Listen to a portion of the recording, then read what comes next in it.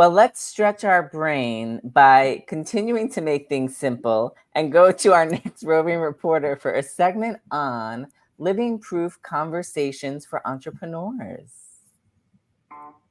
Linda Bonney is a published author, conversationalist, writer, storyteller, podcast host, production manager, and GME roving reporter. Thanks, Kim and Kerry.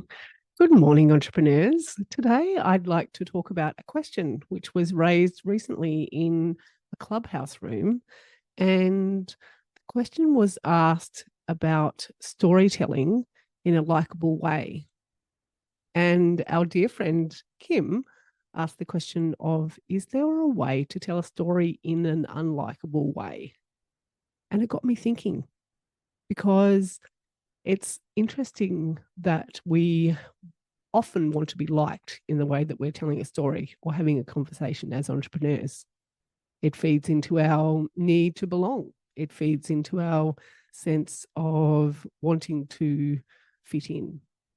It feeds into our sense of wanting to do better business.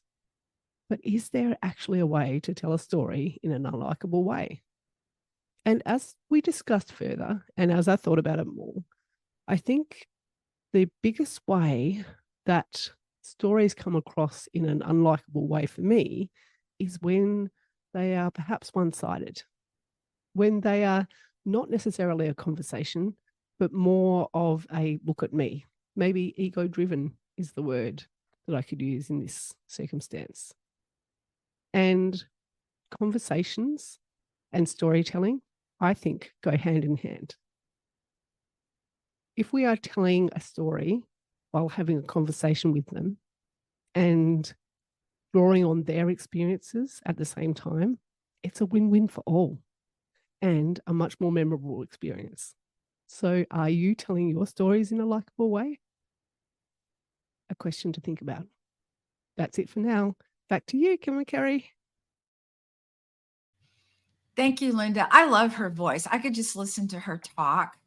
You know, she could read the dictionary and I'd be like, ah. We agree, Kat. We agree. 100%. Well, Linda makes storytelling simple because she gives a lot of great ideas in how to deliver a story and how to figure out what kind of story to tell. So Linda took her conversations on her podcast, Stories with the Sunday Roast, and I'm going to use Adam's word. She parlayed them into a collection of books with stories that, like, they're from her, they're from the interview she did with the people across the globe. And it is so amazing because I want to highlight Stories with the Sunday Roast collection #1 really quickly, because it features our fellow roving reporters, Adam Rothenberg. If y'all don't know, he's the one in the middle.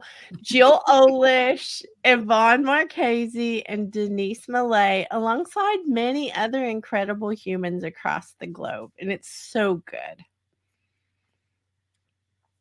Kim, I could not agree with you more about that. The famous part, or that you're in the middle, or that the book is good, Adam? All of it. All of it. Especially that the book is good. Especially that the book is good. That's the part I agree with you most.